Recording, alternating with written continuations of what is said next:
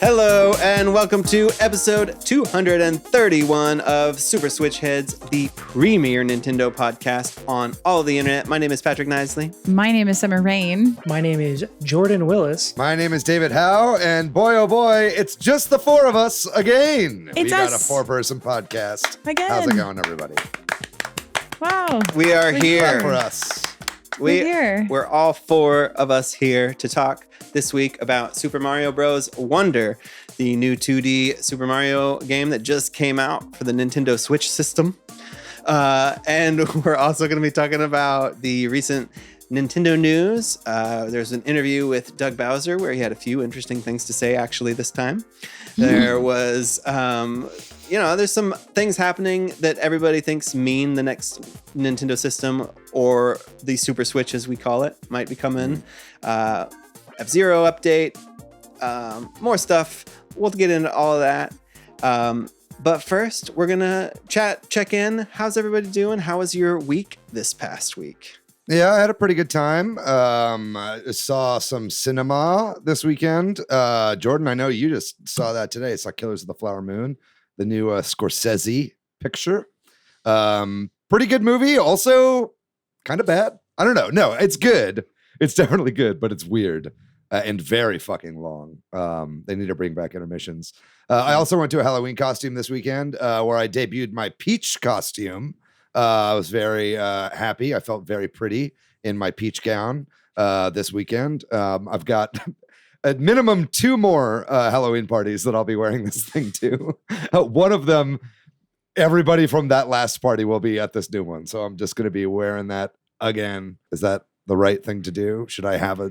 No, you should. Too late for me to get another costume. Yeah. No, that's the deal is like you want to usually have one costume. You want to wear it as many times as you can before you can't, right? That's right. That's how I feel about it. I'm like, maybe I'll cover it in blood or something.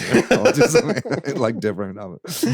But anyway, but yeah, that was a fun time. I had a pretty good weekend overall. A lot of Mario Wonder. I can't wait to talk about this. Such a good game. What about y'all? Jordan, what about you? Yeah, you should just get an elephant trunk and boom, done. Next. That's a good idea. Anyway, doing pretty good. Yeah, I saw Killers of the Flower Moon. It was today. Yeah, what a You rolled credits on Killers of the Flower I Moon? rolled credits. Yeah. That is a movie. Can I ask yeah. really quick? I don't want to take over your time, Jordan, but how long is it? It's like 3.5 hours long. Yeah, it's 3 hours 30. Yeah. Not as long as The Irishman, but fucking long. Yeah. Yeah, for sure. I read the book over the summer, and it is a good book that's very depressing, and I feel similarly about the movie. So, but yeah, doing pretty good. We went to Victoria over the weekend for my partner's grandmother's birthday, and so in the car I beat Worlds, I think 3 and 4, plenty of time. I didn't drive, so I was like, well, I'm going to play Mario Wonder the whole time. But yeah, and then last night we had a little get together for some of her work coworkers. That's the word. That's the word. Work coworkers is correct. Work yes. coworkers. Yeah. Her siblings also came over and some of their friends, and we carved pumpkins and painted pumpkins. And I set up the SNES Classic, and they were playing Super Mario World. That was pretty fun. But yeah, so overall a pretty good weekend. What about y'all? more interesting than me. I was asked to host Singo, and I don't think that I fully understood what Singo was. Like, I knew that it's like, I know that it's like bingo, but with songs, but I didn't understand that it was like an app that just does all the work for you and that they really didn't need me. And I got dressed up and I quote unquote hosted a Singo, and that was. So did you feel like the machine was using you? Yeah. Wow. Yeah. It's the future. And then just a lot of Mario, really. Yeah. What about you, Patrick? How was your week? Not good, but you know, I've been sick. Last week I started to get sick in this beginning of it, and I'm still a little bit sick. But I'm out of the worst of it, and I'm at that point where now I'm wondering, am I still sick or am I also having allergies? And where did one begin in the other end, or am I just still sick? Are you dead? You might be dead. I might. A ghost. I feel like it. Well, you've got 5 seconds to float over to my standee. Yeah, right. Hey, Mario. Yeah, I think we talked a little bit about this, but in this day and age where you can remote work too, and with how busy my work was, I mean, I just was like sick and working, and that was kind of a little cyclical problem of not getting the rest I probably needed. And then we had a guest this weekend, and my wife had to work a lot, so I didn't get a lot of rest this weekend either. So I'm tired, y'all, but better days ahead. Right? Yes. Yes. Thank you. Nothing talking about the gaming news of the week can't solve. Yeah. I actually, as always happens, I get a little bit of energy doing this with y'all and feel a little bit better already. So well, that's because I every night before you go to bed, I just sneak crack cocaine into your microphone. Is that what it is? Yeah, it just goes inside your nostrils. Yeah, I get really high off of this podcast. Oh boy. Okay. Well, we should move on. Last week we did an episode on live service games, and just sort of a general shout out to all the people that discussed this in all the different places. I think it's a hard thing to define. I think we had a hard time defining it, and I heard that too. And my friend who now listens to the show, Brian, said, I can't define it, but I know it when I see it. And I think that is a fair statement. I think that was kind of the theme of that episode. Yeah. And then on our Discord, a lot of good discussion about it. Well, shout outs to the huge Steve Irwin, Cool Events AV, who mentioned Roblox and posted some resources about Roblox being predatory, and also talked about their twins like DCD had. Swampy Southpaw, Kirosetta, Donnie, and Emma. Over on YouTube, we got some comments from longtime fans like Eric, who said, I think David would have a promising career as a stand-up comic. You always crack me up. And Hans, who said, is Netflix just TV as a service? Yeah. Yeah. Yeah, I suppose so. You should start calling it that. I mean, they're doing games now, so is Netflix also just games as a service? Yeah. Yeah. And some new comments from Haven Mods, who brought up DLC and thinks Smash DLC has more value than many other games DLC. And Scary Fingers 101, who randomly said Donkey Kong is my boyfriend. So we're shouting you out. Same. Yeah, you gotta fight. You gotta have to fight over that one. Okay. Over on Instagram, Sprowlick said, David, you should stream Mario Wonder this weekend, man. Already on it. Already did. I actually streamed and rolled credits on stream. So if you're looking to see what the end of the game looks like, pop over to my VOD over on Twitch. I'll probably stream again as I try to get like 100% of the game and do those like last challenges, which I'm really excited to try out. Nice. Well, if you two want to be shouted out, leave us a comment on one of the platforms where we post the podcast or join our Discord. And definitely if you hop over to the YouTube, when you're leaving that comment, make sure you also hit like and subscribe and check out the video version while you're there. And with that, we'll talk about our Nintendo news. So first up is Inverse did an interview with Doug Bowser. I think he was a little more open, or maybe just the timing of this interview coming out closer to possibly the next Nintendo somebody system. slipped him a little bit of crack cocaine. Yeah, they put it in his microphone. It's going around. But a couple of choice quotes maybe when talking about this transition into a new console. He said, Nintendo account will allow us to communicate with our players if and when we make a transition to a new platform to help ease that process or transition, which we've kind of heard that they've been wanting to lean on the Nintendo account, but that also lends a little bit more credence to the, maybe backwards compatibility or your games purchases or something. We hope. Maybe I'm grasping. And then the other big quote that a lot of people mention is, our goal is to minimize the dip you typically see in the last year of one cycle and the beginning of another, which kind of sounds like it's the last year of the cycle here that we're in. When you say that, yeah. I mean, it's definitely like, hey, it definitely feels like the Switch is going into its last year, and there's a lot of recency bias here. Mario Wonder just came out. We're all really high on Mario Wonder right now, but it's maybe Game of the Year contender, right? I mean, this game is, everybody's saying it's one of the best Mario games since Super Mario World. I agree, and so it's like, they're going out here with a bang rather than a whimper with the Switch. And so I think him kind of confirming that that's what they're doing is just not something you usually hear from Doug Bowser. He's usually much more cagey than this. And the stuff about the Nintendo account stuff kind of, I don't know. It's not really a confirmation that there's going to be backwards compatibility, but it certainly lends a lot of credence to that idea. Wouldn't you say? Yeah. It's not a hard confirm. You could use accounts just so that I don't have to put in a new credit card number, right? Like, I mean, right? When I rebuy all the games, just the NES and Super Nintendo apps. So the only things that come over is your NSO account works on both, right? Stuff like that, yeah. But we can hope, I suppose. I mean, it was comforting to hear like every new system has had a new account.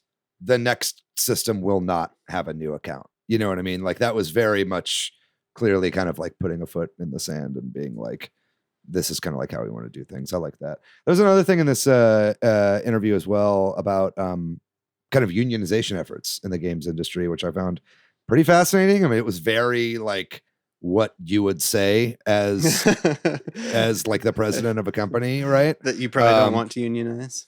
Yeah, well, half of it kind of pissed me off, and then half of it I thought was kind of cool. And the half that pissed me off was like, everybody's happy here, so we don't feel like we need a union. You know what I mean? When, they have a lot of retention, but that's for like full-time employees. They burn through contractors like crazy, and that's kind of something that Nintendo of America is notorious for. So that's something that he just kind of completely dodged talking about. But he did say, there's always a right to form a union. We respect that. Like, we'll respect anything that happens vis-a-vis unionization if that happens. A lot of that could just be, flapping his mouth. But, it's nice to hear someone say that before anybody even goes to a vote. Usually they don't even want to talk about the possibility of that, to not kind of put that into people's minds, right? So I was kind of comforted to hear some of that at the end of that statement. Yeah. Last thing, I did just want to say, I like that he shouted out Bowser's inside story at the very, very end of it.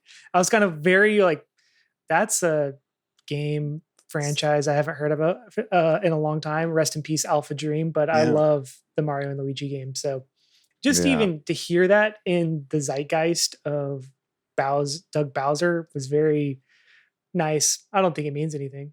But it was a little weird that he's talking about the inside of his own body. Yeah, maybe it's the name. Yeah, of I think the that's game. what it's about. Yes. Well, that's what they should have called this article.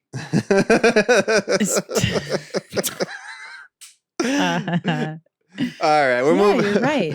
That would have been smart. They got the inside scoop. Game journalism is trash. That's what this boils down to. They're not creative. One of the things that I guess might point to a new system coming soon is that people have noticed that on YouTube, the original Switch reveal trailer has been made private, been pulled down essentially.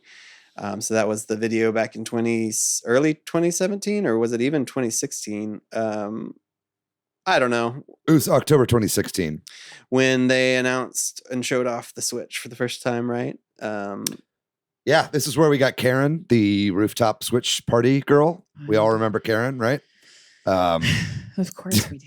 Yeah. We love Karen. We love Karen. Yeah. I mean, like, that's why every time I see a rooftop, I think of my Switch. And tabletop mode.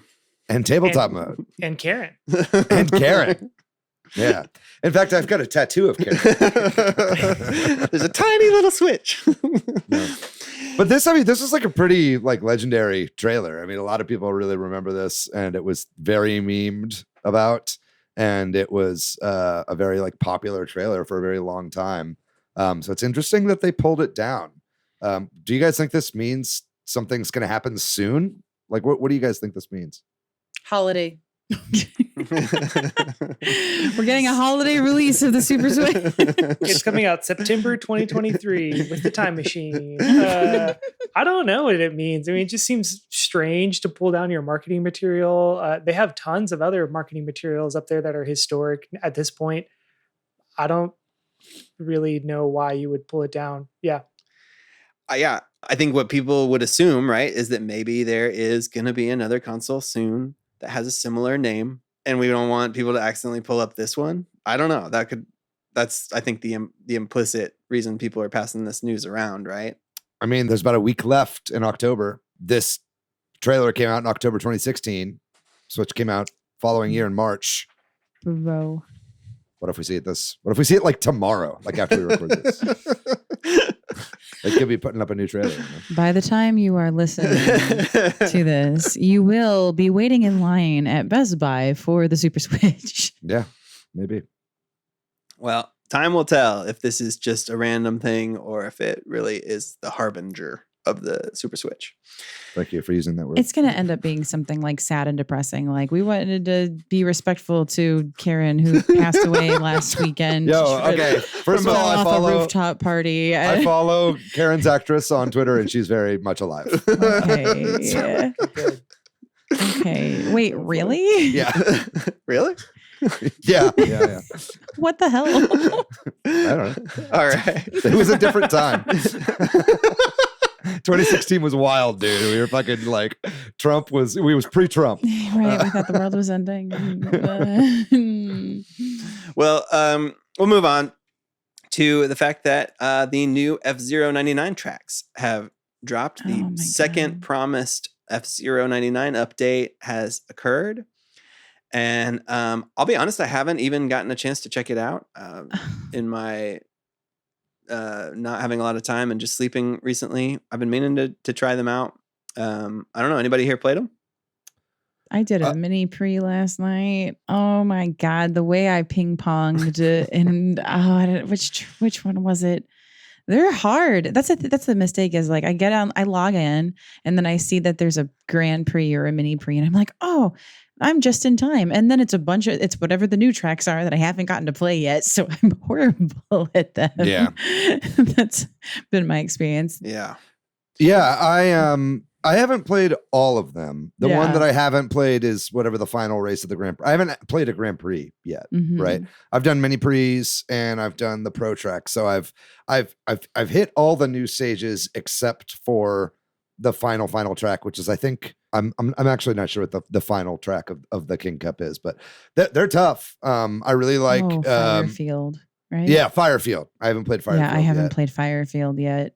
I really like Red Canyon too. Red Canyon 2 is where I almost ping ponged to death. Yeah, that one's a ton of fun. It's got a like really big long super jump. So that's really awesome. There's just been other stuff to play, right? Which is great. We've had an embarrassment of riches. So I haven't really gone back to F-Zero 99 in earnest in a while. And I'm pretty fucking addicted to Mario Wonder right now. And there's so much to play at the moment. I mean, it was Barbenheimer for gamers this past weekend, right? Let's get real. Spider-Man and Mario on the same weekend, on the same day. Along with this, over on Twitter, Nintendo America said that this update contains the final new tracks. That statement alone would be upsetting, but then there's also additional updates will be released in the future.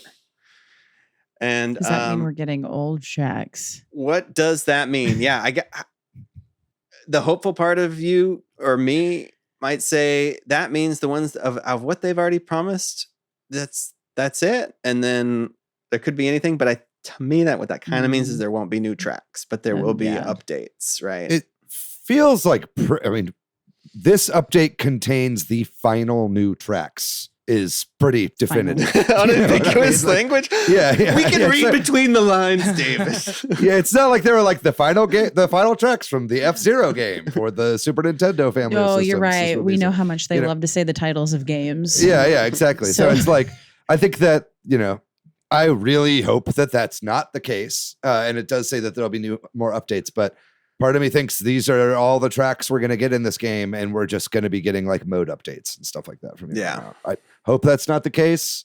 We all hope that's not the case, but I have been very disappointed in updates for 99 games in the past. And that is, I would not be surprised. All I've ever wanted is an option to be pushed through on Tetris 99 to let me randomize themes. You know what I mean? I hate like going in and like picking the theme if I want to see something different every time. I just want a random one every time I play it because I have them all unlocked, But that's never going to happen, because they just don't really update these games that much. But anyway, I hope we get more checks. Well, in the other quasi live service like Nintendo game, Splatoon 3 is getting a Splatfest this weekend. A Halloween themed one where the 3 choices are zombie, skeleton, and ghost. And specifically the question is, what is it specifically? Is which would be the best friend? Skeleton. Show me those bones. Oh, wow. Oh, what does that mean? I don't know what that means. I don't know either. No, it's just the way you said it. I don't know. I don't agree. I think like a skeleton would just sit there. I guess can it talk? No, you're right. A ghost would probably be the best friend. But Patrick, what team are you choosing? Me and my kid already picked Ghost. So, it's Ghost purple. Has overwhelmingly won the vote in the Switch Headz Discord. So I think the majority of people in the Switch Headz Discord are going to be Ghost. So I would be a united front on this one, gang, if you're listening to this right now and you're friends with people in the group. Because last time we fractured the group and nobody got to play with anybody. But some of us got to win. So yeah. If like winning is more important to you than friendship, then sure, pick skeleton. Just like money is more important to apparently people than love. So yeah. And cum is better than blood. Well, the other little bit of news here is that there is a news item on your Switch that if you play Splatoon 3, you can go to and get some Halloween themed gear as well through that. And it's interesting stuff that I'm sure post Halloween when people are wearing it will look weird. No, I think it's fine. Well, yeah, they're like some cute hats, costumes and stuff. Yeah, like a mummy and like a, I don't know, weird like Cthulhu face thing and a pirate hat and a plague doctor hat. Or helmet rather. So that's happening in Splatoon this weekend. And I'll be playing some. So yeah, if you play Ghost, maybe we'll play together. Yep. Yeah, I'll hop on this weekend. I'm excited. And then I don't know, there's not a lot to say about this. Just wanted to mention the title of it and that it's happening. Xbox announced they're having a partner preview. Over at Microsoft, they just cannot decide what they want to call these showcases that they have. And I guess because this one's focused on third-party games, because that's what there is to play on your Xbox, they've got essentially a Nintendo partner showcase. Yeah, they're borrowing that. By the time this podcast comes out, I think it will have happened, or it will be happening later in the day, or right around the same time. My timing isn't great, but if you're listening to this on launch, that's happening right around now. So we don't know if there's anything of note, we'll talk about it next week. But yeah.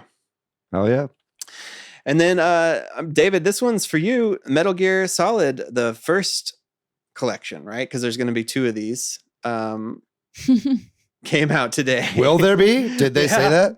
They all they've done is called Volume That's 1? True. They didn't say that. They made one called Volume 1.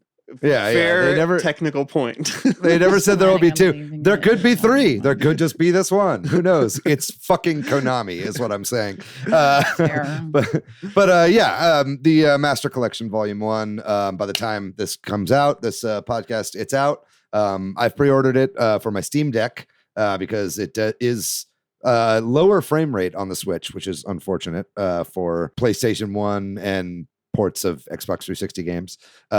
Which are ports themselves of PS2 games. But this got reviews out right now. Whenever you get a collection like this, the reviews are always like really weird because about half the people are reviewing it based on the contents of the actual games, which are masterpieces, right? And then half of them are rating it on the laziness of the collection, right?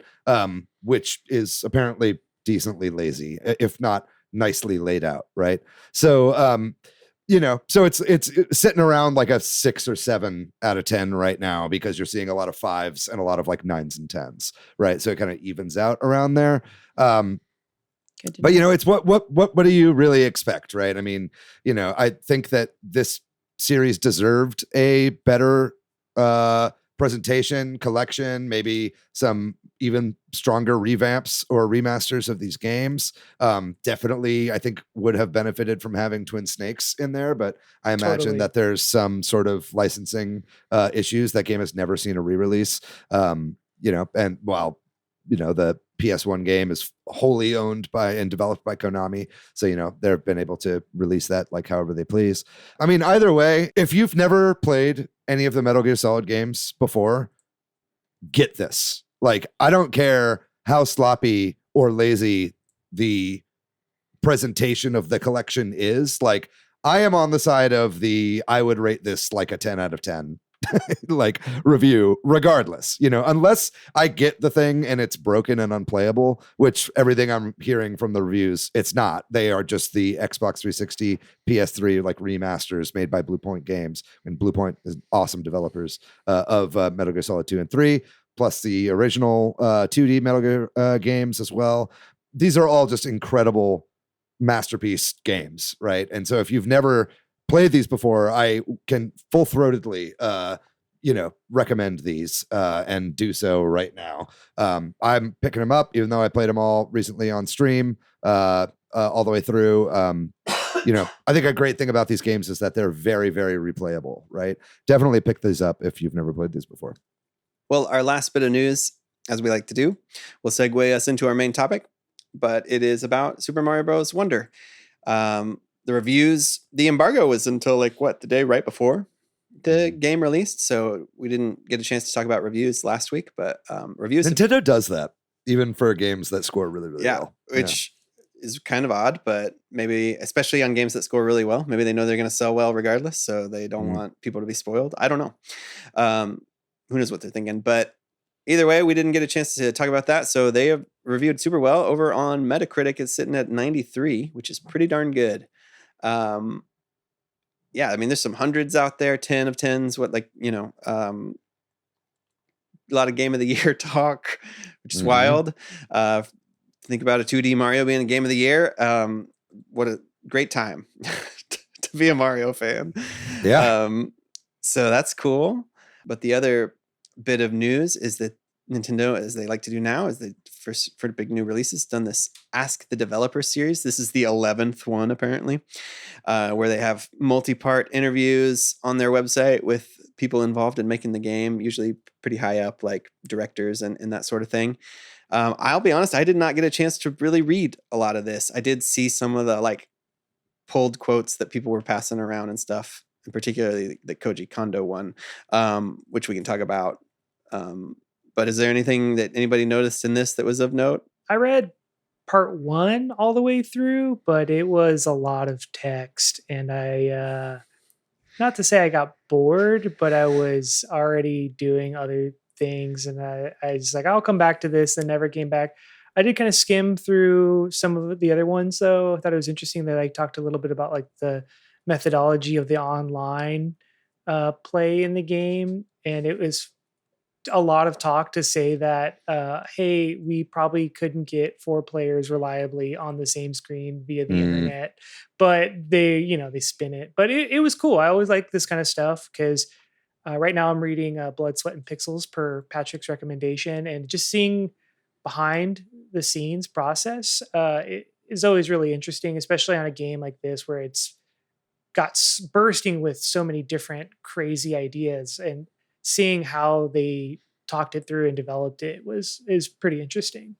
Yeah, there were some pretty interesting takeaways from those for sure. First of all, just kind of responding to what you said about the Metacritic scores and everything, like a 93 for Mario and a 90 for Spider-Man is just such a great day for gamers, right? Like, it is. I just can't get. I'm just so giddy that we're in this timeline, game of the year. Yeah, game of the year at the Game Awards. It's you're gonna have to really pick and choose what is going to be in that, Game of the Year nominees this year, right? There's just a lot of great stuff. We're living in the best timeline, except for like literally everything else in the world. But we got USB-C on iPhone, baby. That's all I care about. All right, anyway. Yeah, I thought some really interesting stuff from the developer interviews, and I didn't read all of it, but I really liked how they talked about some of the design decisions for like how they would like cheat out the 3D character models. Like they showed the character models like from the front side, and his face is kind of like to the side of his face, like it's a weird Picasso painting or something. But that's because you could see his face more clearly, and you only ever see it from a 2D perspective, right? So it makes sense to make it that way. I've been seeing a lot of stuff online of people kind of comparing Mario Wonder animations to the new Super Mario Brothers animations, and it's just like night and day. It's crazy to see. Like when in New Super Mario Brothers, when Mario jumps, his arm like covers his face, and it's like kind of like this limp thing, but then in Mario Wonder he like cheats out, like he does the pose from the box, from the original box, right? And so it's little stuff like that they talked about. I think was really, really cool to read, and getting a little peek inside the development process there. And also I just think how incredible it is that we've got a new game that's being produced by Shigeru Miyamoto and Takashi Tezuka, who have been making fucking Mario games for 40 years now. You know what I mean? Like it's just nuts to like read interviews with the team, and they're still making these games, obviously with a lot younger team alongside them, but like having Tezuka and having Miyamoto like both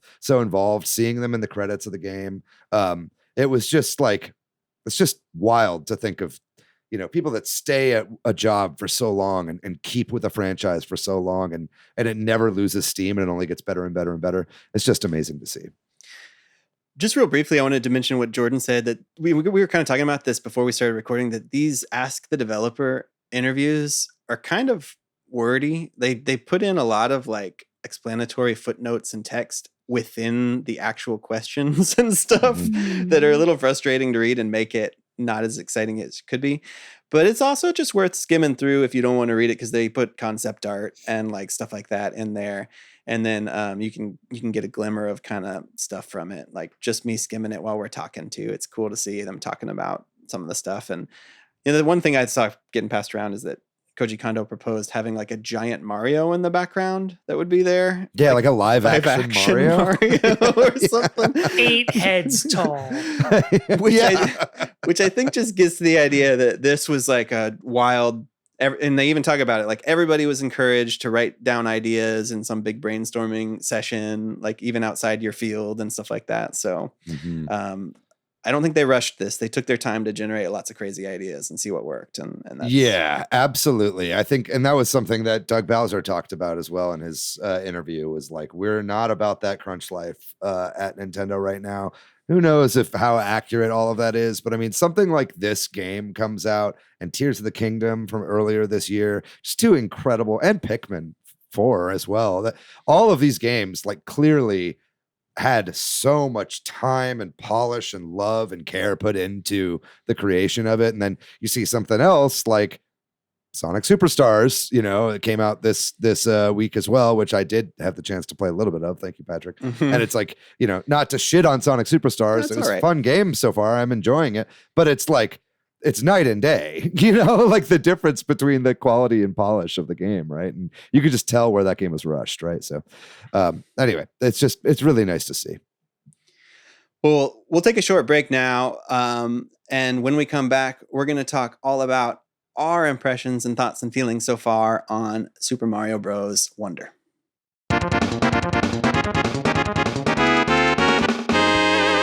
All right, we are back, and this week we're talking all about Super Mario Bros. Wonder. It just came out on past Friday on the 20th, I think it was. And Yahoo! So, as we like to do on these big Nintendo releases, we're going to kind of give our impressions thus far of the game and talk about, all the different aspects of it and break it down. So first up, just kind of big picture, how we feel about this. Does Summer's hands are up. Yahoo! They're excited. That's how we feel. Pretty good, right? I mean, yes. Yeah, Summer, use your words. What do you think of this game? From the moment that I booted it, I was just like, wow, this is beautiful. But the moment that made me go, oh, wow, they have really made a new 2D Mario was when I was playing through the Piranha Plants on Parade level, which is the second level. It's the perfect timing for it. The first one really is just like, hey, let's make sure that you know which buttons do what, which is good because I feel like they're a little different from some of the other Mario games, at least to me. It's a good 1-1, right? Yeah. So like 1-1, really good introduction to how to play it. Make sure you know what you're doing. 1-2, they're like, okay, now we're going to show you how delightful the game is. And that really just captured me. And I said, oh, if there's more of this, then that's wonderful for me. I'm really enjoying it. I love all of the wonder seeds, like, or going into the wonder zones, I believe they're called. Always exciting to see what that the interpretation is going to be for every single level.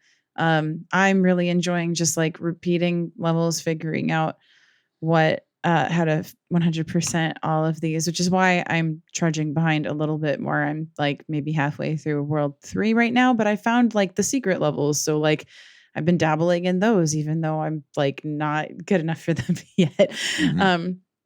Oh man, and you can play as Daisy. So like, why would you play as anybody else? This is the only game that came out this year that you can play as Daisy. So it's got my game of the year vote. I guess I could make Daisy in Baldur's Gate 3, but the word you use, delightful, I think is really great. Yeah. Yes. Joyous is another good one. I think it's filled with joy. What do you think, Jordan? Yeah, I mean, so I'm in World 5 at this point. I've dabbled a little bit in some of the secret worlds or secret levels. And so far, when I first played it and I was playing World 1, I had just gotten back from Eric Andre on Thursday. And so I was like, that was just a weird show just in general. So then to come home and play Wonder, I was like, this is a weird one too. But I played all of World 1 and I went to bed being like, that was about what I expected. That's pretty good. And then I woke up the next day and I played through World 2 and I go, oh no, this is incredible. This is a feat. Just to keep the momentum up of how interesting the levels can be. Not to get too far ahead, but that was where I realized it was in World 2. And now in World 5, I'm still just every level loving it. So yeah, for me, it's crazy that this came out in the same year as Tears of the Kingdom to have both be probably my favorite games I've played all year.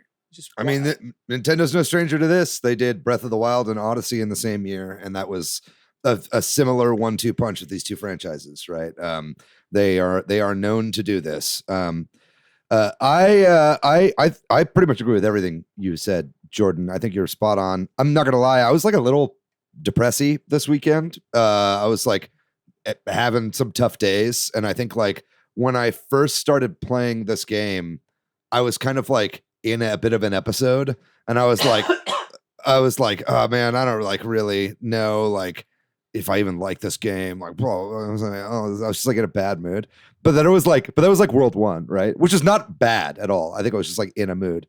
But then it was like the longer I played, the more it like showed itself to me and like brought me out of that funk. And then it's just like the more and more I played and the more I kind of like spoke the language of the game and started to get the kind of cadence of like how things unlocked, like how, the little bonus little side things that take like 10 seconds to play or whatever, that are just like little shots of adrenaline like in between levels as you're playing, like the fucking like movement, right, and the momentum, and for me a lot of it was like finding like a badge that I really liked and then just sticking with it and then getting really good with that badge, and like making it a part of my tool set. Like, dude, I fucking love this game, and I've beaten the game now. I rolled credits. I've still got a lot to do, and there's still levels that I haven't played yet, and some that I have yet to unlock.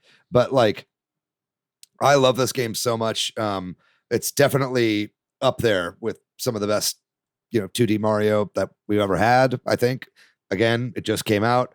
Talk to me in a little bit and we'll see what we think. But it's like, this is a really, really fucking great game. And you can tell they put so much time and care and thought into every single little detail of this game in a way that is just kind of like shocking. And you just don't see from any other company but Nintendo, and yeah, I don't know.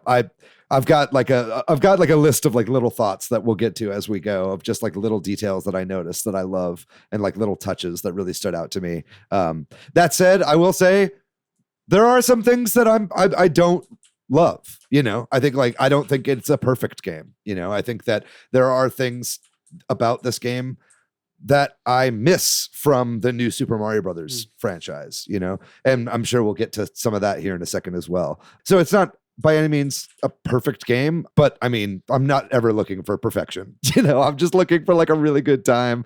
And my God, I am having such a good time with this game. Well, I'll briefly talk, and that's that I'm probably the farthest behind of everybody. And the reason for that is that I am playing this with my wife and my son. And we have all agreed that we're just going to play it together.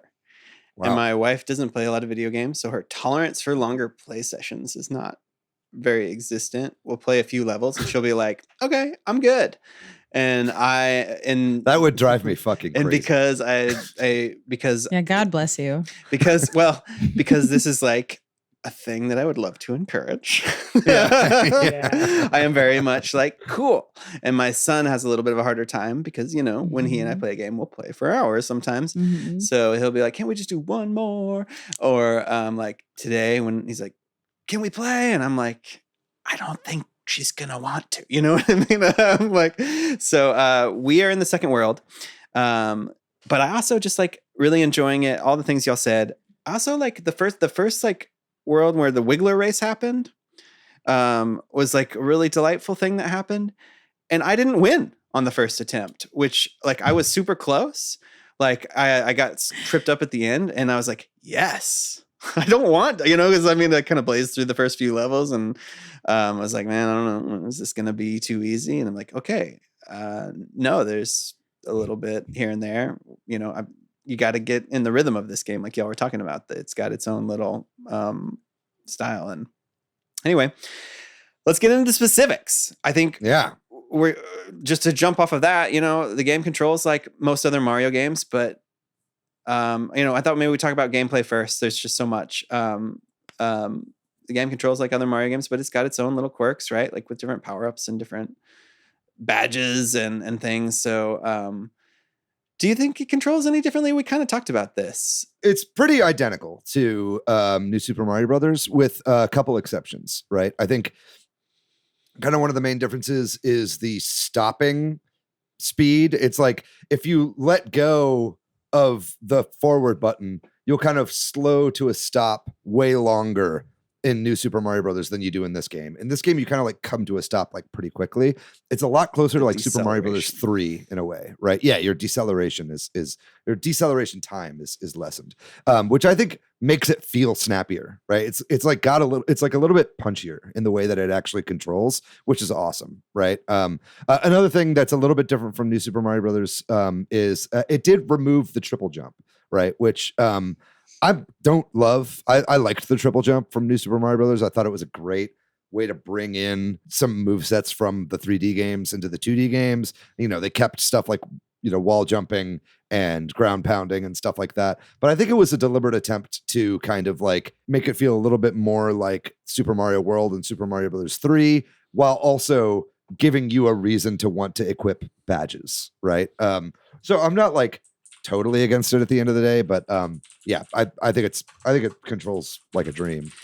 Did in the new Super Mario Bros. Games, does Luigi and Toad control a little differently than Mario? Yes, I think that is part of it too. That everybody controls the same, and it feels a little strange playing as Peach and not having your float, and that sort of thing. But it's not a huge deal. It's just a little thing.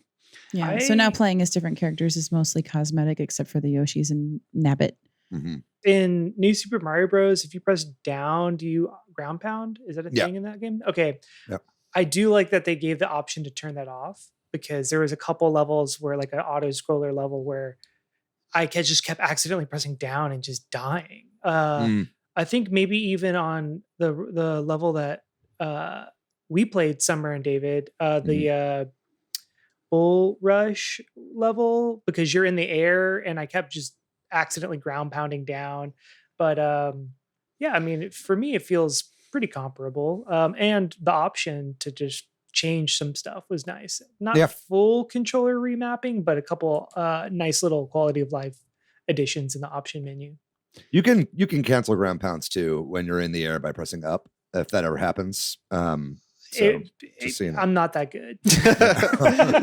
Real quickly, the other thing that I think feels really different is playing local multiplayer, which I've been doing exclusively. So like, if every time I run through somebody, or every time I'm like, oh, that's really high up, let's boop. Oh, no, we can't boop each other. Yep.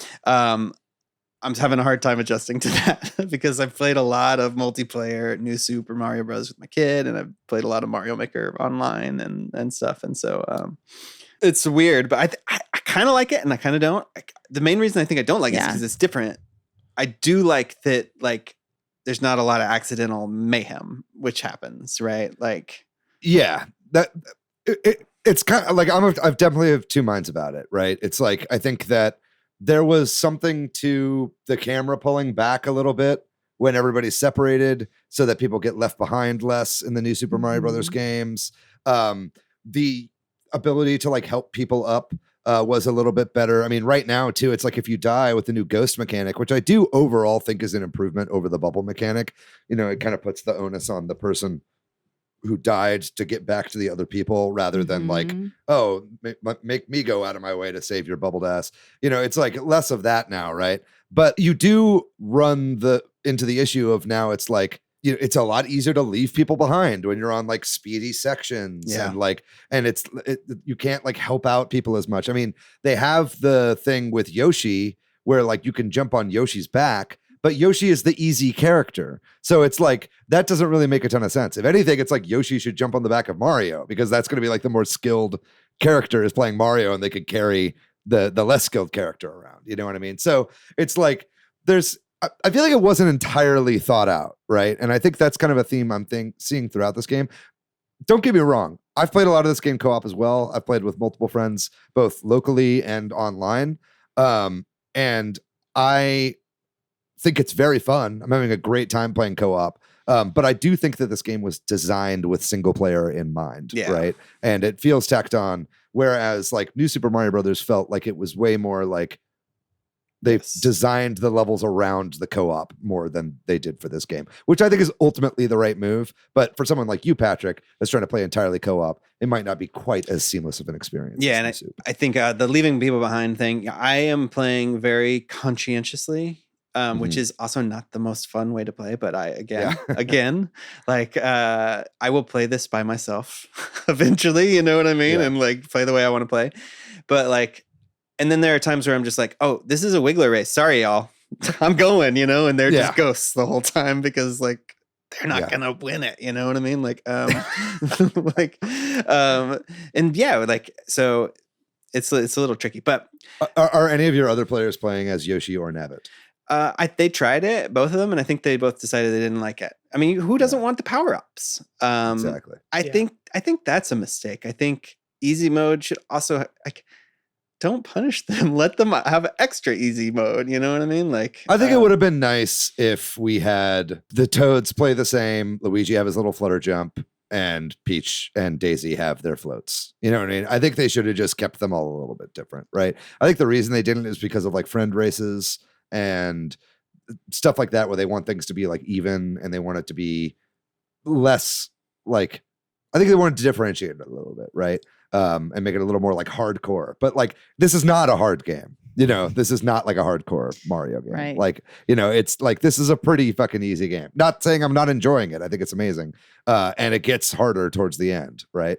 But like, you know, I think they went a little too hard on the, you know, and then you add in all the badges as well, which maybe we should just get to badges. But it's like, Yeah, like so many of the badges, like the majority of the badges are like baby mode badges, right? Or like things that just make it like incredibly easy. And the game is already very easy, right? So yeah, I don't know. What do you guys think about badges? What do y'all think of this? I like the badges. I was worried whenever we kind of got the first trailer and it appeared to me all the characters were gonna control the exact same, because I'm a big, I love the flutter jump. I love the floating of Peach and Daisy. But basically the badges make it to where any character can be that. Mm-hmm. So, I mean, you got the hat float. So that's your float. I guess it's not exactly the same, but it's more like a Dixie Kong float than anything else, or a Rayman. Yeah. I was thinking Tails, but you got Sonic on the brain. And then, and then you eventually get like a little flutter jump. So I'm a fan of those badges. I've gotten a few of the hard mode badges. Those are fun. So, David, if this game's too easy, gamer just exactly. That's what the pro badges are for. Is just they're to make them harder. I don't like them. I don't think they're fun. I don't think they're fun at all. Like, then you don't want to play on hard mode. No, that's not true. I would love if this game was harder, but it's like bouncing constantly. Bouncing constantly. Yeah, it's not. But yeah, it sucks. It's not fun. It's like it's harder, but it doesn't make it more fun. Like, and then also the one where you're constantly running. Oh it's God. like having to turn around is a chore, and then you have way too much coyote time. Like as you're over the edge, like it's like a second or two of like running over the edge, and you can still jump. It's just so much. So it's like, and there's other ones too where like I forget. There's one I haven't unlocked yet, and I have no idea what it is. Coyote time. Yeah, like Wile E. Coyote. Yeah, my brain. I'm like 10 seconds later. I'm like Yeah, it's like a game design term, but it's but it's like. I just think that like, I don't know. And then a lot of the ones too, I just feel like the levels are like built to have challenges to where you don't have these badges, and that's what's challenging about them. You know what I mean? Like you just bypass like level design stuff by using them, which is fine. But I found one that I really love, and I've stuck with it, and I pretty much always keep it on 100% of the time.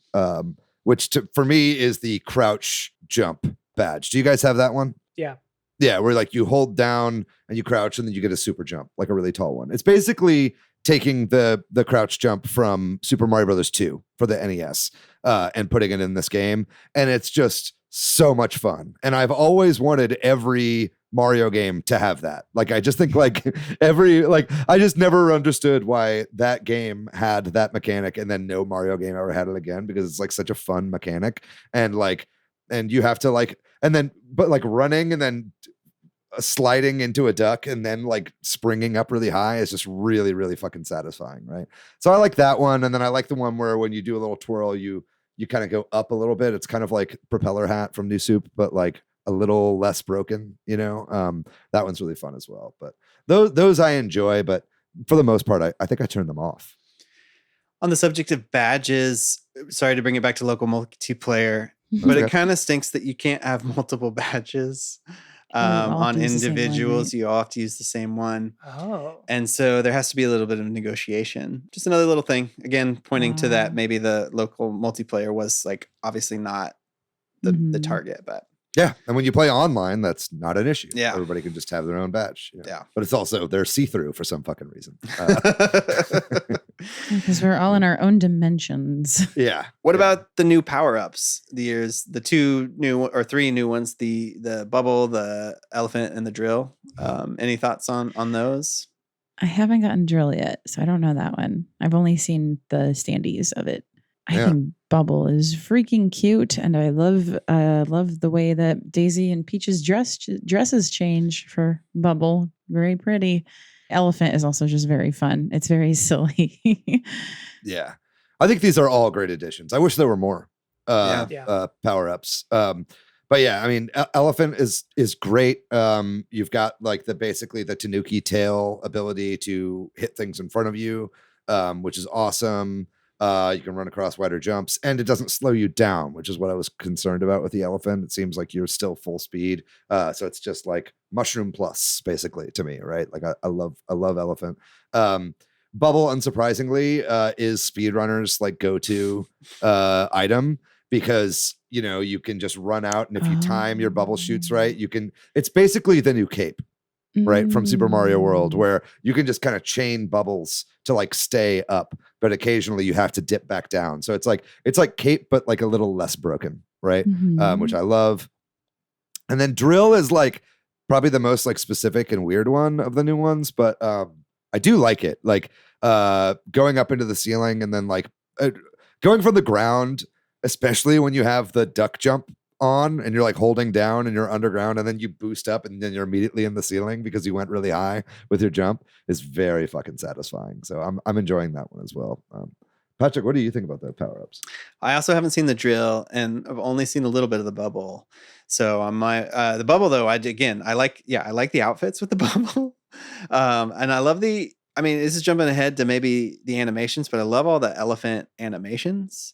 And so I think that's just so much part of it. Like it's, like you've got the swinging of the tail and you can bring water, and I guess you can do some stuff with that. But yeah, again, like y'all all said, they're just fun. And I wish there was more. And I think they did fewer. I mean, I don't know. There's not necessarily, or I wish maybe some old ones were back, but I guess they went with badges, and that's kind of nice because you can pair them with power-ups then.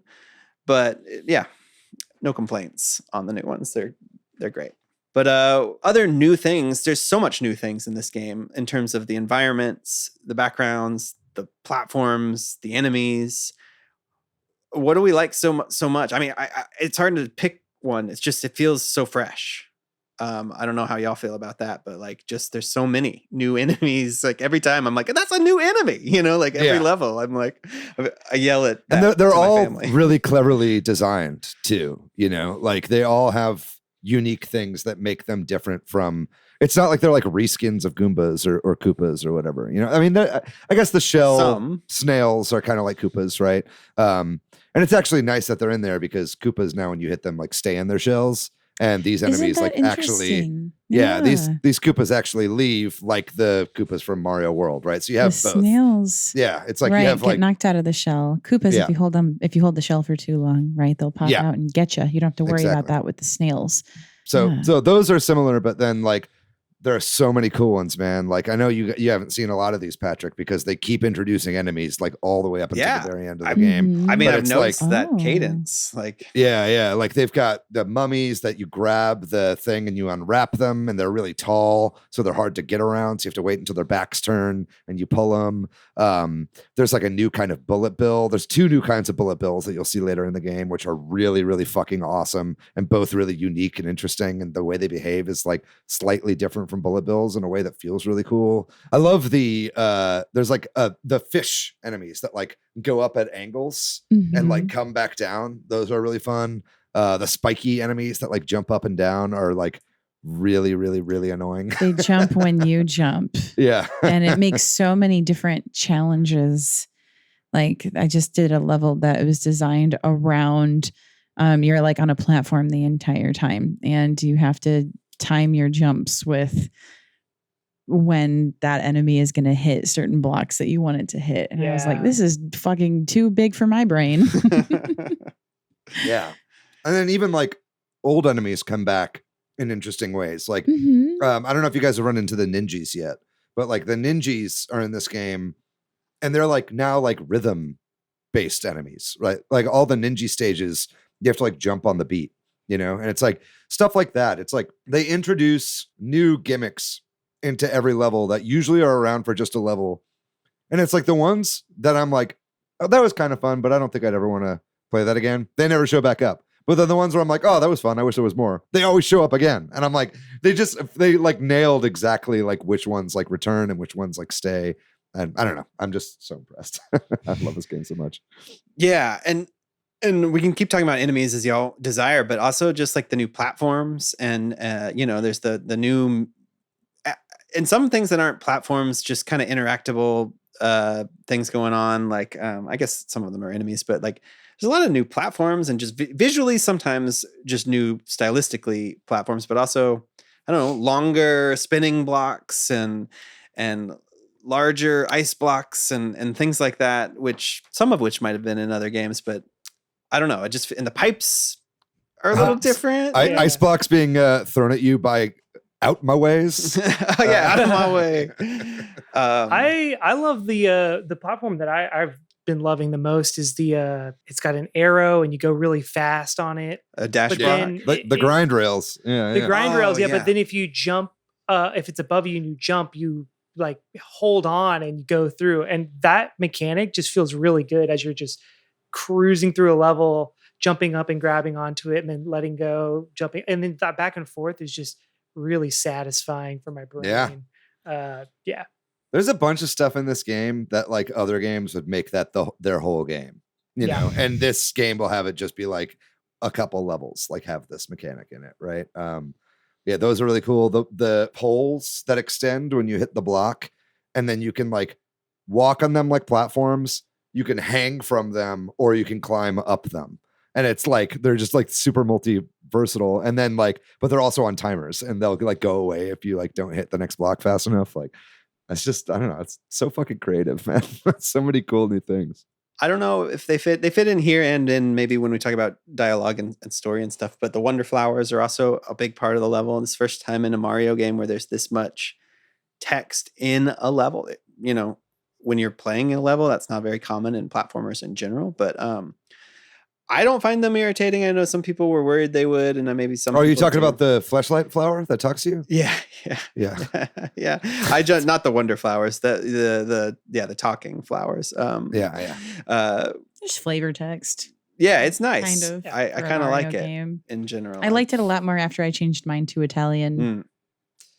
Yeah. Summer, I tried we that. were on the same wavelength because you said that, and I was like, I just did that. I just turned mine to Italian too. Yeah. As soon as I saw somebody mentioned, like, I think I saw people in the Discord talking about like how they changed the language to a different, and that was before I had even started playing the game, and I was like, okay, like I'm gonna wait and see and play this first, see how I feel about it. I heard the English; it wasn't horrible to me. And then I decided to look through the available language options after.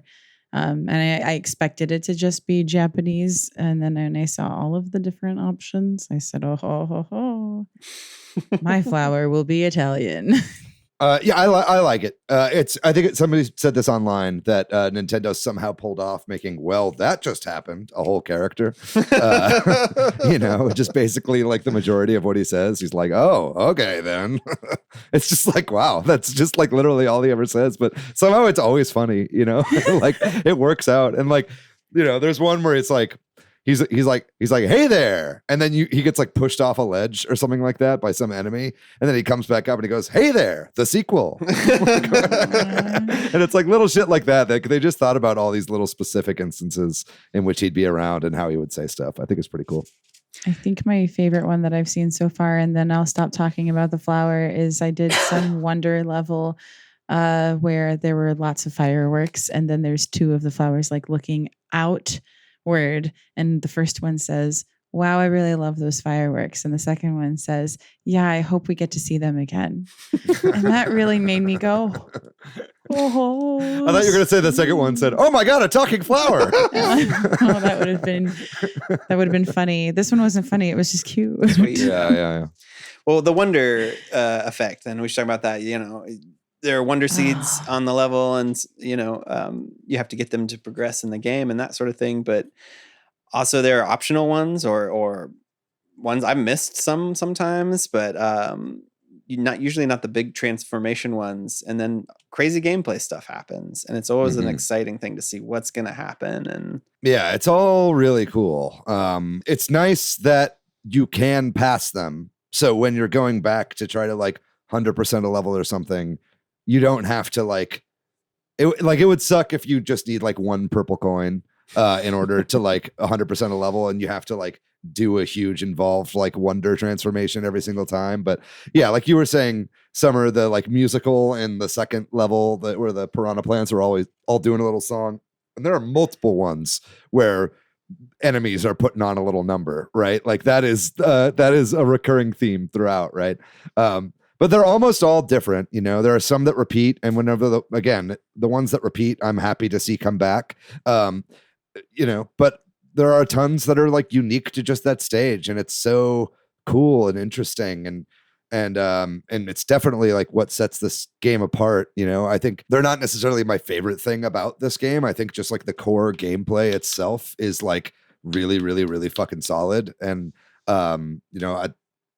that's what I love about Mario. That's what I want to see like going forward in a Mario game. But it gives this game its identity, other than just like the style that's dripping from this game in every single facet. Like the identity of this game is that kind of like the psychedelia, the little trip that Mario goes on every single level before he takes his benzos and comes down from his hallucination. I think that like, I don't know, it's just so fucking cool. So it reminds me of how this game is a classic Mario game, but it does feel way more modern because of the wonder effects. It reminds me almost of when I watch like a kid's cartoon nowadays. It's like a 12-minute just insane psychedelia ADHD trip. Like sometimes like maybe like the first time I saw Adventure Time, I was like, what is happening? And then nowadays cartoons are even more. So it like kind of like taps into that and feels much more of a modern and younger game for me. And I just really enjoy just the blast of visuals that are just like washing over me as I run through each level as fast as I can. But yeah, the top-down one definitely broke my brain. I finally got to one where I hit space, and that was super fun too. I just did that one today. Yeah. So what about y'all, Summer, Patrick? I haven't played enough to have a favorite. I feel like the early on ones, they're fun and interesting, but I know the best is yet to come. So like, I just like the visuals of like the bubbles and the craziness of that. But the bubble one was really cool. Yeah, man. Let's see. I just did one where you become a giant version of the jumping enemies that jump like when you jump. Mm-hmm. So you become that and you're jumping, but your jump is like insane. Yeah. And so then you're trying to like land in the shaped pipes, like on your way down to trigger more flowers. Those ones are fun. I have also done a couple of the invincibility mode star. Like there was one that was like it was like shooting stars and the timer kept like resetting every time that you got another invincibility star. And that one felt really rewarding. Those are the ones that speedrunners actually like to do. Yeah. Yeah. That makes sense. Yeah. Maybe we can talk about the overworld, the world design real briefly. This first time in a 2D Mario game where you can kind of like openly walk around. I mean, you could have choices, but they were all kind of like A or B, and now it's kind of A, B, C, or D.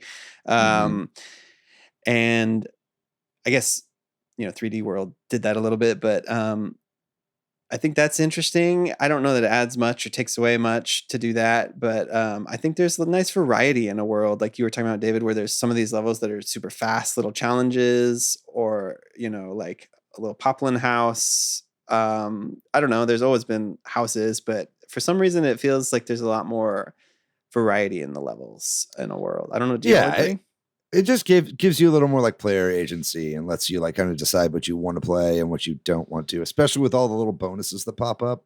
I think at first I was like, man, this stage was like 10 seconds long. But then I was like, no. This is like not a bad thing because it's basically just the match 3 puzzle from Mario 3, but it's different every single time. Right.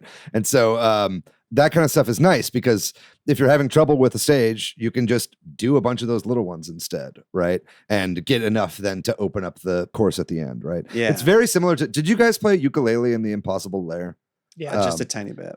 Yeah, so that game, I feel like Nintendo played that game and just took the overworld from that game. I think in that game they had a little bit more like puzzles included in the overworld, and there's some of that in this, especially in like World 4, I think. There's like some kind of puzzles you can do like in the overworld, which is kind of interesting. But yeah, I think they're just giving you more options on how you want to play when you want to play each level. And this isn't too much of a spoiler to say, but it's like after a bit they actually open up and you can decide what world you want to go to next. It's not, you don't have to go 1 into 2 into 3 into 4 into 5 into 6. Like you can at a certain point kind of start playing the worlds in any orders. So it really lets you do whatever. That didn't surprise me because of the sort of hub center. I kind of figured that might be the case, or thought so.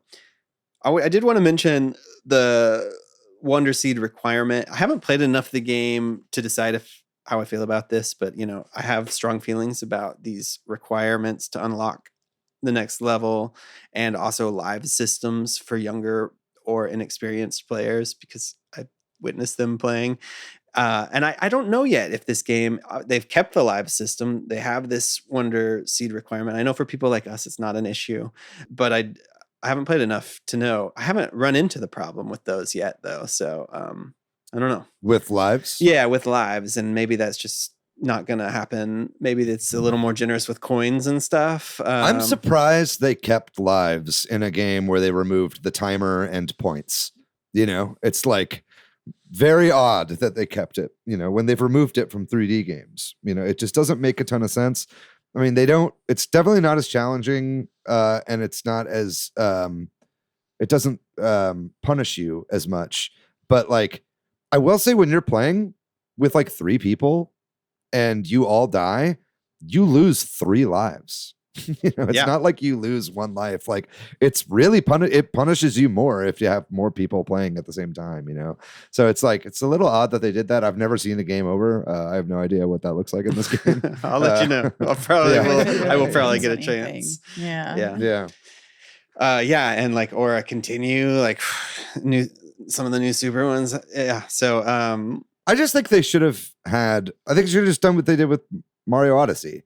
It's pretty close. Like, the shops are really close to the shops in Odyssey. Some right? purple, some regular. Just make them all gold, and like, you can spend the gold coins in the shop, and when you die, you lose 100 coins or something like that. What I mean?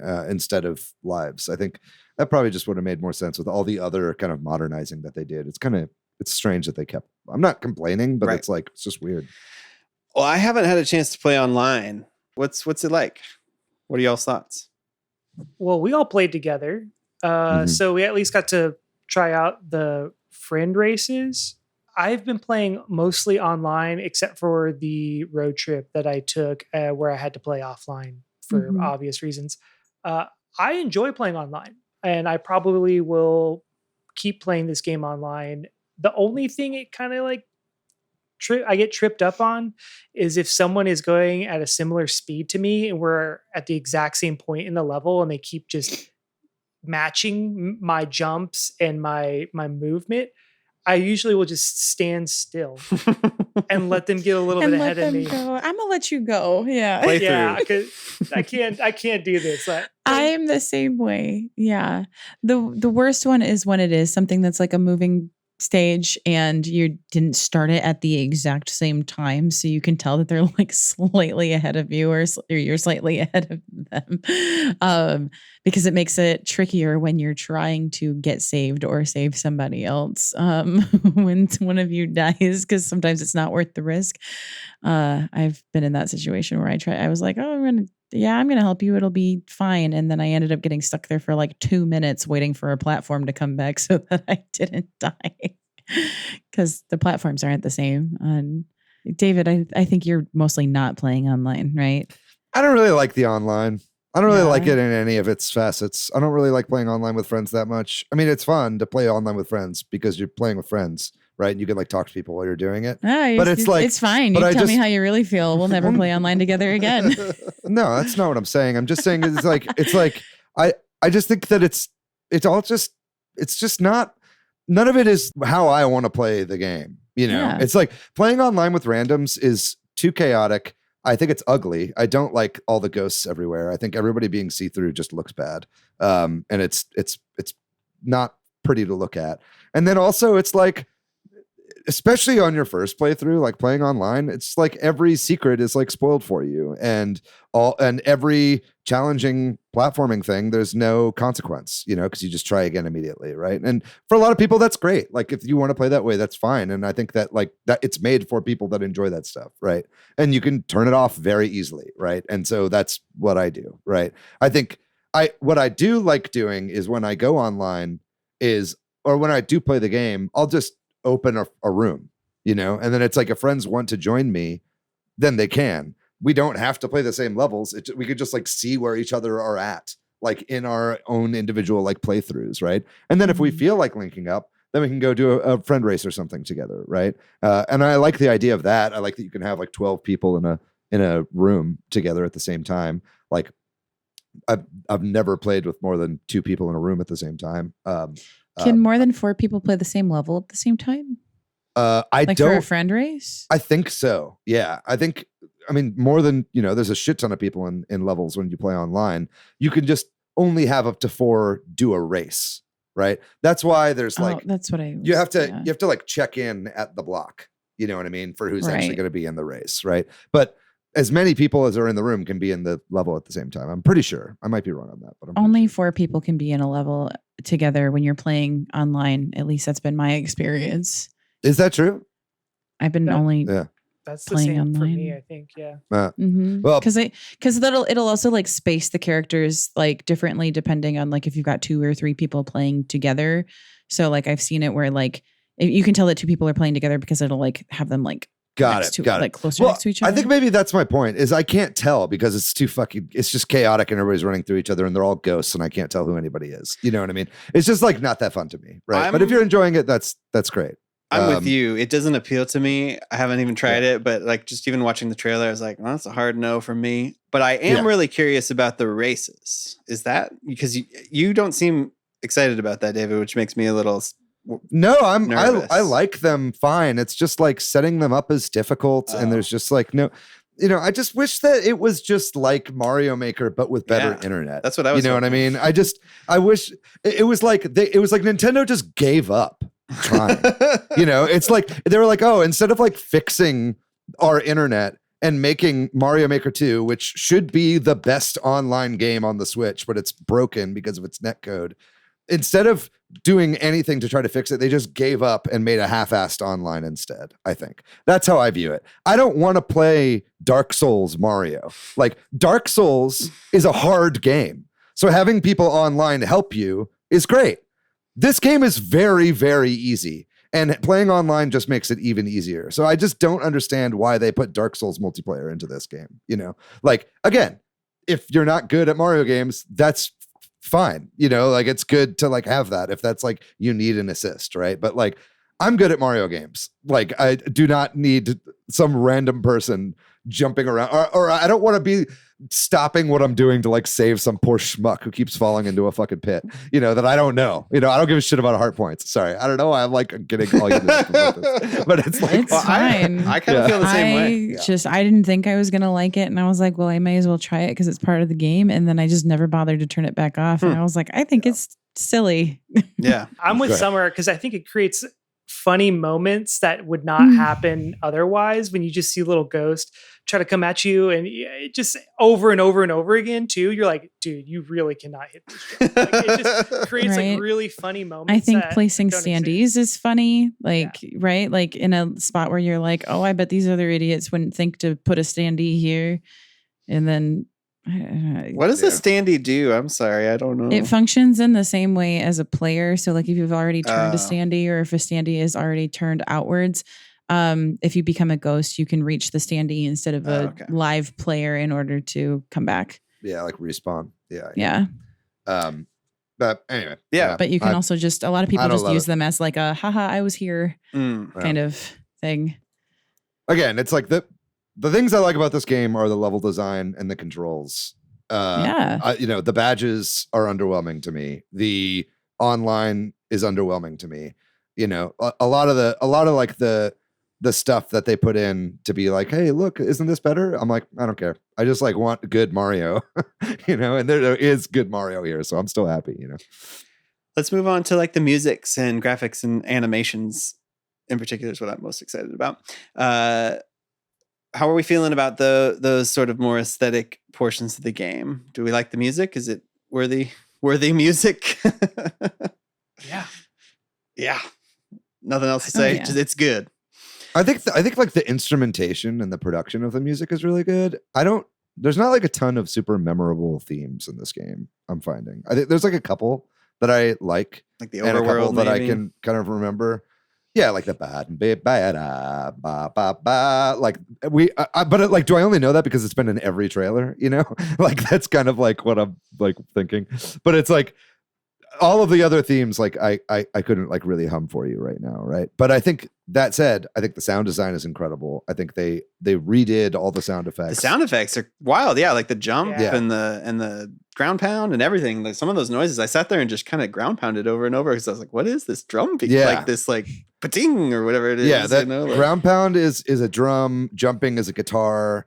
Like, there's also really cool stuff that they do with the procedural layering of the music in this. Like, something I noticed is like when you stop moving, the percussion stops. Did you guys notice that? I don't think people notice that because everybody's constantly moving in this game. But I like if you stop moving and you just stand still, some of the like a layer of percussion goes away, and that you just like hear the like the melodies and like the bass lines and stuff. And then when you start moving again, the percussion picks back up. You know, I think it varies by level as well. Things like that, the way that it changes, and like some of the sound effects also change depending on the level. Yeah, maybe. Like jumping noises vary by like in certain levels. Yeah. I noticed that. I also noticed whenever you get different power ups, the music changes. Like when you become an elephant, there's a lot more like horns in the music on all the levels, and that just reminds me of Mario World. Like whenever you get Yoshi, you know, you get like a kind of bongo percussive beat whenever you're riding Yoshi. So stuff like that is really cool touches.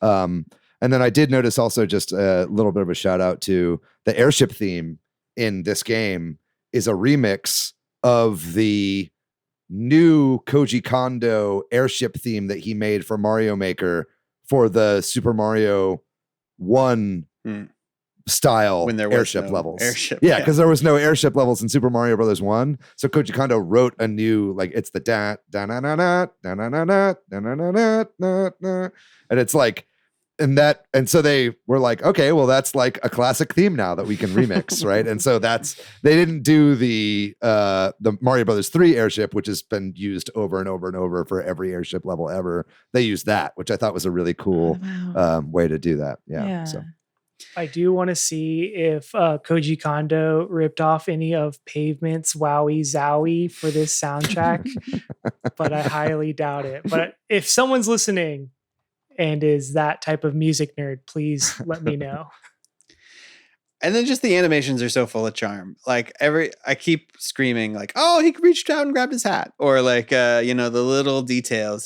They're new, and even just the basic animations are fresh and new, like the jumps and the runs and everything. Where obviously you pointed out some things I wasn't aware of, David. With like they really put a lot of thought into it to make sure it's not, you know, you're really seeing the expressiveness of all these characters, their facial expressions. It's great. I love the animations in this game. All of the enemies track you with their eyes.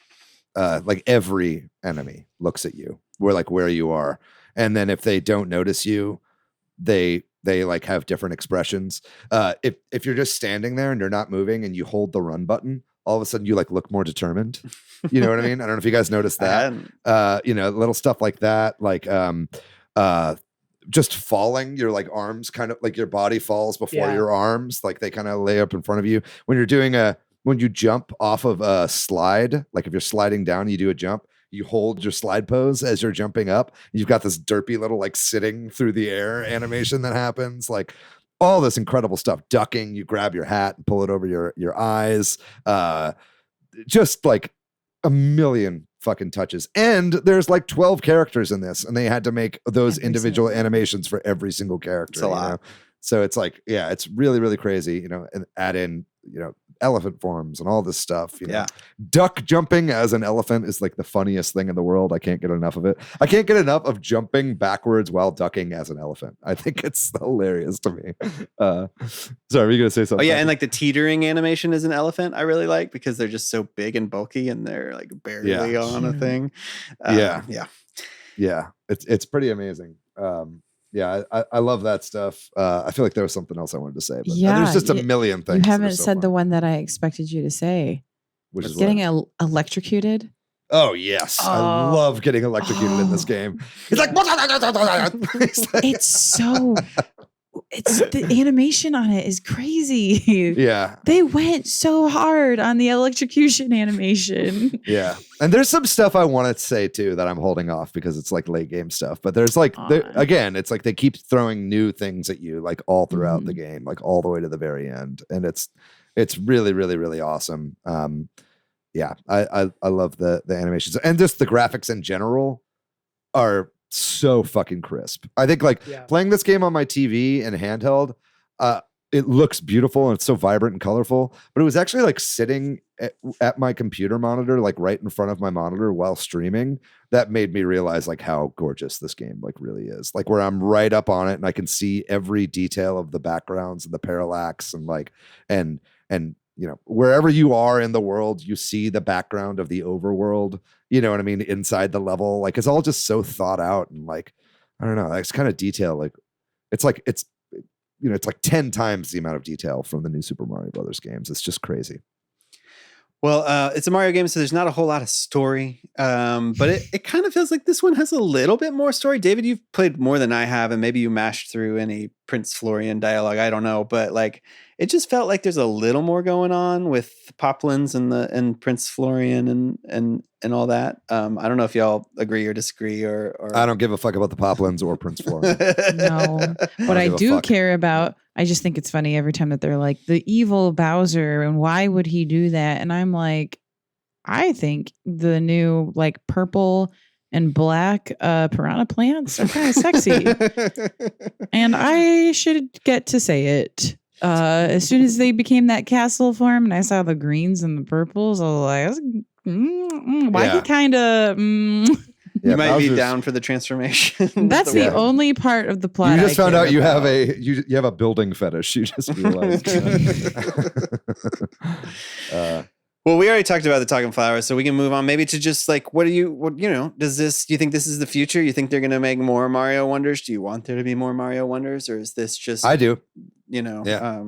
I'd love to see a direct sequel to this. Honestly, I think like. Yeah, I think it would be cool to make a Mario Wonder 2 or Mario.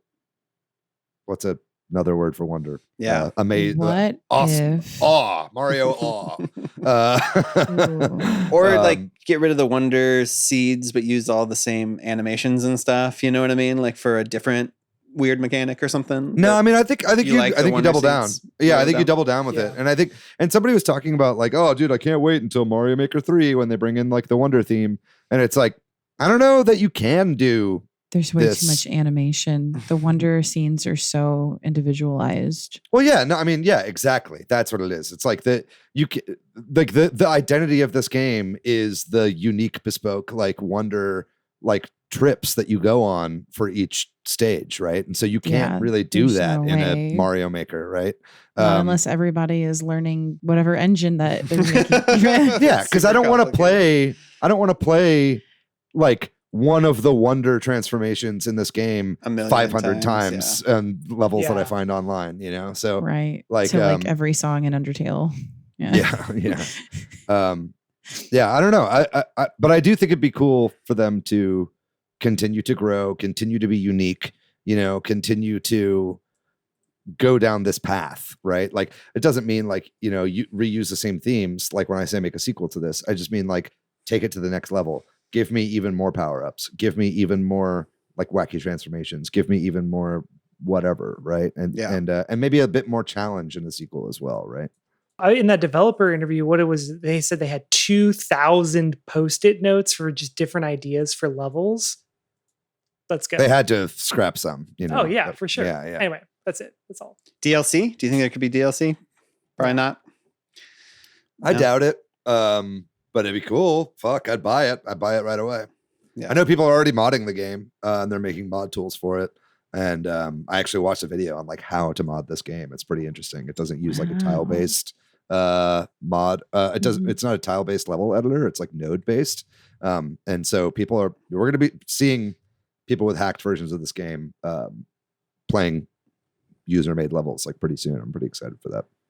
Before we close out, anybody have anything they want to say? Yeah, I've got a couple things on my list that we didn't get to. Just real quick, I wanted to shout some of these out. 2 of them are kind of annoyances, so apologies. Let's start with those. I think the bosses are a little underwhelming in this game. I think they're kind of bad, and also some worlds just don't have bosses, which is unacceptable. Like Worlds 3 and 5 just don't have boss battles, and I don't know why. It's like in a game where everything else feels so thought out and so complete and so polished. I don't know why that feels like rushed to me, like the bosses. Are the boss battles something that you've like appreciated in previous Mario games? Yeah, absolutely. And especially after Mario Maker 2, seeing like the really like creative ways that people can do boss fights like in Mario Maker 2, I was like, man, this is a great opportunity to like bring in some shit, right? So I'm kind of let down by the boss fights in this. Like the very last, like the Bowser fight is cool, but like, yeah, that's annoying. I wish that the spin jump actually did anything. The spin jump kind of does nothing in this game. It's just pretty. Gives you another second in the air, I guess. Yeah. But it's like in New Soup and in Mario World, the spin jump. More. Yeah, like you can bounce off of spiky things, and you can like one hit kill enemies that take 2 hits, right? So I think that that's kind of a bummer that the spin jump is kind of just does nothing in this game, really. I love the twirl. I'm glad they kept the twirl from New Soup, but that's kind of disappointing to me. And then just a couple things I really like about it. I love that this game wears its inspirations on its sleeve. I think this game is like very Rayman coded and very Donkey Kong Country coded. I think that like this game has taken a lot from the modern Rayman games, just in terms of its musicality and its style and its expressiveness. And some of the ways of the level design, which reminds me a lot of Rayman. And then, man, especially in like the last world of this game gets really Donkey Kong Country too. And I love that because that's one of my favorite games of all time. It's incredible. And then last thing I'm going to say, I love that you can fucking throw shells vertically up in the air. Yeah. Like that. I am so into that, dude. And it's like, that's another thing where it's like, they did it in Mario World and then never again. And it's like, what? Why? Like, and it's so satisfying to do. And they build a bunch of like puzzles and like things around it. Like you have to like get things by throwing shells vertically. And it just makes me so happy. Throwing something vertically, going into a spin and then spinning while you're holding it, even though the spin does nothing, it just like makes me feel really cool. I didn't even think about it, but I there was a coin. I was like, oh, we missed our chance to get that. No, let me just kick up a shell. And I did it. And I was like, yep. So like something about this game intuitively felt like you could, you know what I mean? Like it's because it is a sequel to Super Mario. Yeah. Cause it's got a lot of the same platforms and stuff and the exclamation blocks and the spinny blocks. And anyway. Yeah. It's just really like New Super Mario Brothers felt like a sequel to the first Mario game. This feels like Super Mario Brothers 5. You know what I mean? Like Super Mario World was Super Mario Brothers 4. This feels like Super Mario Brothers 5 to me. New was like Super Mario Brothers 1.1.1.2, and stuff like that. Anyway, that's how it feels to me. Cool. Well, I think that's going to do it then. If you are out there playing Super Mario Bros. Wonder, we'd love to hear your thoughts. Anything we missed, anything we talked about that you want to, have a comment on, definitely let us know. And with that, we're going to take another short break. And when we come back, we'll talk about the other games that we've been playing. First up, I wanted to mention that I rolled credits on Detective Pikachu Returns. Hey, congratulations. We did it. It was real easy. Final thoughts. It was fun to play with my kid, who is a great age for something like this. It was even a little easy for him. I think there was actually one time where we legitimately picked the wrong choice on something. But just once, and there's no punishment for that. And but it was fun to let him always deduce it. You know what I mean? And I think you could probably play this with a good 7-year-old, and like in that age range is probably about right. What a weird story, though. In my humble opinion, I will say, like, it's a continuation of the first game story. It does end and wrap up. That doesn't mean they couldn't do more of these games if they wanted to, but they kind of can't in a certain way, which is just a little spoilery, but they could come up with any reason to do it. But Say, what'd you say, David? I'm sorry. I was just asking if it was the mom. Jordan was like, I bet it's the mom. Maybe you shouldn't say. No, I won't say. But yeah, it's just a little weird. But yeah, and also like it took us about 18 hours and we didn't dawdle. So I read online 12 to 15 somewhere, and we definitely didn't do everything either. And I'm obviously like I had a kid, so I was like reading a lot of the dialogue and stuff like that, but take that for what it's worth.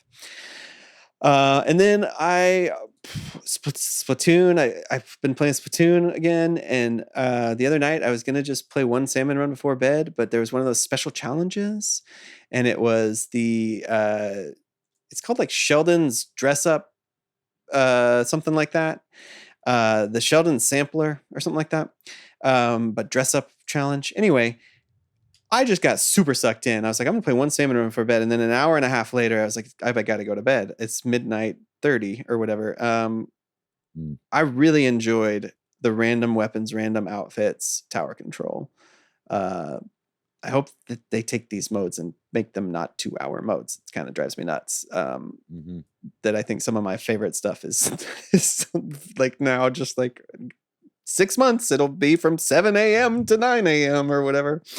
And then because we all agreed to play Mario Wonder together, I bought Sonic Superstars so I could play that with my kid. But I don't think the local multiplayer in that game is very good, y'all. Nope. It's so I'm gonna play that on my own, I guess. Like they did it, and it's definitely in there, and we tried it. We played the first 2 zones. It's a fine game. I think it's a lot more fun by yourself because it's Sonic. You're going super fast and you're teleporting somebody all the time. And he was playing as Tails, and Tails would like fly up, and like I would then teleport. You know what I mean? Like there's just so many instances. It's like if you're both good at Sonic and you agree about which path you're taking, maybe, but it's like that's such a weird thing. I'm glad it's in there, I guess. It's also poorly implemented. You can't pick who your character is when you're the second player. It randomly picks. You can't go to the menu and change your character. So he was like, I want to be Tails. And it's like, okay, we'll quit and join again. Okay, we'll quit and join again. You know what I mean? Like, that's awful. Yeah. So, I mean, dude, I love Sonic, but they got to get their fucking shit together, man. It's like every game where it's like they add something new and it's like better. It's like, well, this is a step in the right direction. It's like, no, dude, just fucking get there. You know, spend the time and do it right. You know, it's like Sonic Frontiers is like, bro, that game needed like another year or 2 in the oven. You know, like, yeah, they got the ideas there, but it's not well implemented. Same with the multiplayer in Sonic Superstars, right? It's like, yeah, you got good ideas there, but it's like you got to actually like test the shit out and try it out in real world situations, you know, and spend the time to actually like get it nice and I don't know, just it's Sega just doesn't treat Sonic like that. They're about like quantity over quality a lot of times with Sonic games, you know. They really just want to put out a bunch of Sonic games. Yep. And they're not bad. I enjoy them, but it's like it's frustrating to see, you know. Yeah, and again, it's just like there's some simple things, right? Like I want to be able to choose my character or go into the menu and change my character or whatever. Like that's pretty simple. But I have had fun with it. It's obviously not as good as Mario Wonder, but it's a fun new 2D Sonic game to some extent. So it's cool that both of those games came out at the same time, but it's also it's like a dark joke. Yeah, for Sonic especially. Yeah. It's like, dude, you could not have picked a worse week to release your game, man. Yep, pretty much. Every time I log into Mario Wonder, it asks me what character I want to be. So I can't get over that your son wants to play as Tails and he. Yeah, it's just clunky. Yeah. And eventually it was kind of like, well, this isn't going to be the game we play. You know what I mean? Like I thought like, oh, this will be what we play instead, when we can't play Mario Wonder. It's like, no, I guess we'll dig through the backlog because I'm not buying another game. Because I probably thank you for the copy of Sonic everybody here enjoy. And I will continue to as well, but let's not play together unless it's one of those like mini games that's designed for it. Yeah. Somebody else? Yeah, mostly just Super Mario Brothers Wonder. But played a couple other games this past week. Before I was trying to finish Sea of Stars before Wonder came out. I'm about 2/3 of the way through. My playthrough is now on pause. I did end at a good like act point, so when I go back, it won't be as tough to jump back in. Also, just something about that game, the way that it plays for the battles and stuff like that. I've been doing that for forever. Was a huge Mario and Luigi fan, as I said earlier at the top of the show. Huge Paper Mario original, and I've never played Thousand Year Door, which is I'm excited for. Anyway, whatever. But so I'm liking Sea of Stars so far. I really do think it's also another contender for me, at least for Game of the Year, at least if nothing else, RPG of the Year. It just got a lot of the traditional aspects that I like. It's just a marriage of like 3 or 4 different parts of different games that I like in one, and the design and the I haven't really hit any glitches either. It's just really well made. The other game I've been playing is I was a big Slay the Spire head for a while. Something about deck building games is like really addicting to me, but not all of them are like super fun to play. But this is one that I played actually on Game Pass. So I've been playing Monster Train, and I played it on Game Pass, and I beat like in the game you have different factions, and then you have your main faction and a sub faction, and you can do the combinations. So I beat every combination. And I got pretty high up on I think it's called Covenant. It's like basically every time you beat the game, you can go one level harder. But it was on sale on Steam. So since I don't have Game Pass right now, I picked it up and I started fresh. And you know what?